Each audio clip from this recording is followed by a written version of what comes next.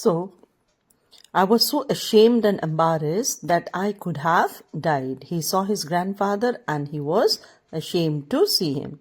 There are a lot of yippy poodles. Now, yippy poodles are breed of dogs and other fancy little dogs in our neighborhood, but they usually barked singly at the mailman, one who brings the mail, from the safety of their own yards. Now it sounded as if a whole pack of mutts, stray dogs, were barking together in one place. I got up and walked to the curb, an edge made of concrete to cover the gutter, to see what the commotion, great noise, was about a block away.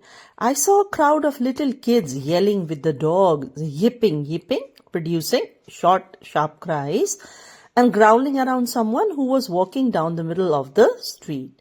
I watched the group as it slowly came closer and saw that in the center of the strange procession was a man wearing a tall black hat, underlined. He'd pause now and then to peer at something in his hand and then at the houses on other side of the street.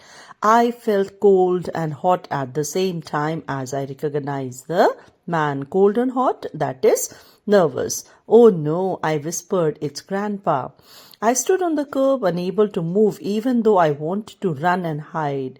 Then I got mad when I saw how the yippy dogs were growling and nipping, giving a quick bite at the old man's baggy pants, and said, and how warily he poked them away with his cane. Stupid mutts, I said, as I ran to rescue Grandpa. When I kicked and hollered. Now, hollered means give a loud, short cry at the dogs to get away. They put their tails between their legs and scattered. The kids ran to the curb, where they watched me and the old man. Grandpa, I said, and felt pretty dumb when my voice cracked. I reached for his beat-up old tin suitcase, now underline it, which was tied shut with a rope. Again, underline. Now, these can come as part of multiple choice questions where you are underlining. Now, but he set it down in the street and shook my hands. How Takoza, grandchild, he greeted me formally in Sioux, that is his native language. All I could do was stand there with the whole neighborhood watching and shake the hands of the leather brown old man. See, the description of the old man. One, you saw his hat. Second, leather brown old man. I saw how his grey hair straggled to move slowly from under his big black hat, which had a drooping feather in its crown. His rumpled, untidy, black suit hung like a sack over his bent.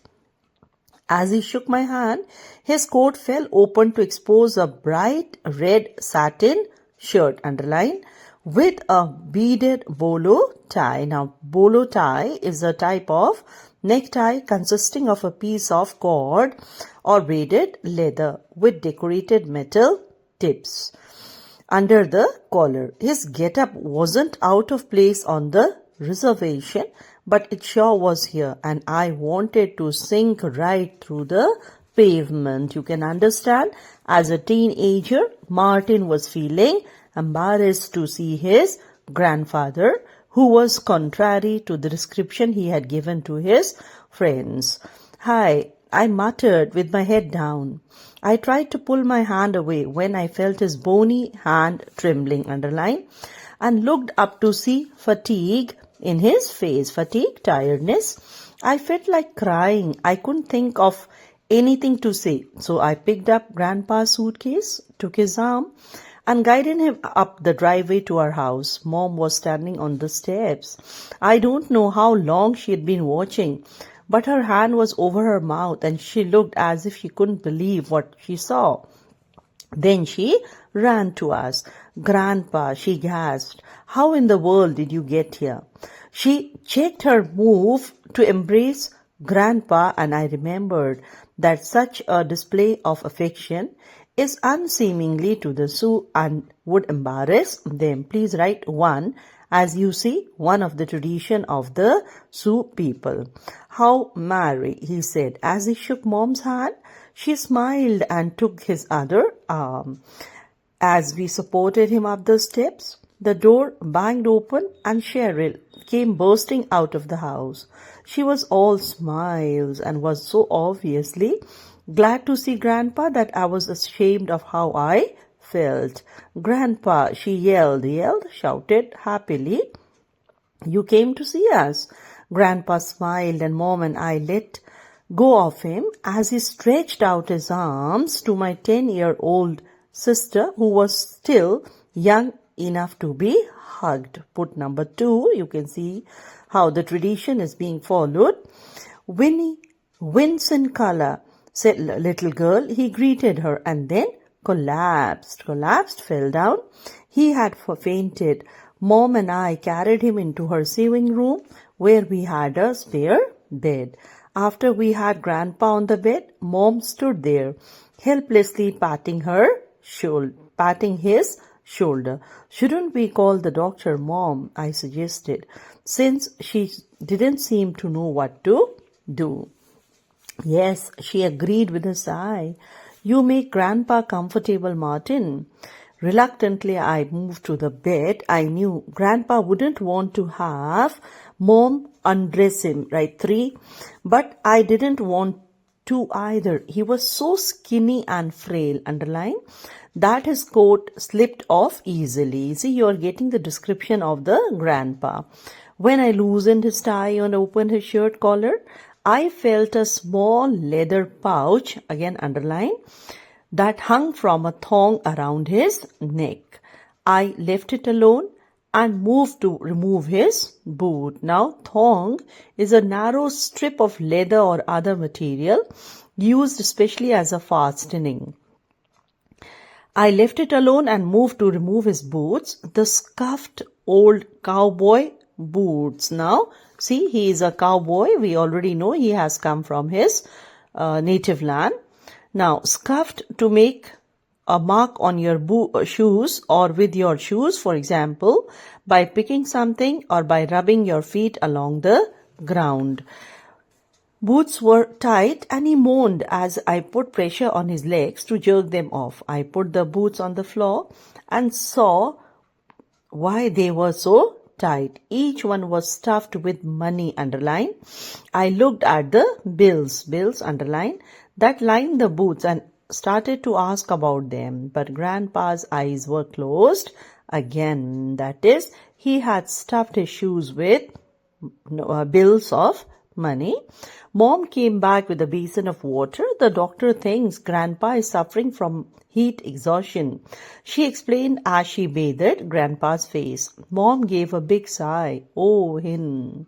Martin, how do you suppose he got here? We found out after the doctor's visit. Grandpa was angrily sitting up in bed while Mom tried to feed him some soup. Tonight, you let Mary feed you, Grandpa, spoke my dad, who had gotten home from work just as the doctor was leaving. You are not really sick, he said as he gently pushed Grandpa back against the pillows. The doctor says, you just got too tired and hot after your long trip. Grandpa relaxed and between sips of soup he told us of his journey. Soon after a visit to him, Grandpa decided that he would like to see where his only descendants lived, Mark 1, and what our home was like, 2. Besides, he admitted sheepishly, that is shyly, he was lonesome after we had left, 3. That is 3 reasons for his coming to the city. I knew everybody felt as guilty as I did for the above 3 reasons, especially Mom. Mom was all Grandpa had left, so even after she married my dad, who is a white man, underline, and teaches in the college in our city, and after Cheryl and I were born, Mom made sure that every summer we spent a week with Grandpa. I never thought that Grandpa would be lonely after our visits, and none of us noticed how old and weak he had become, please underline. But Grandpa knew, and so he came to us. He had ridden on buses for 2.5 days. Please underline. When he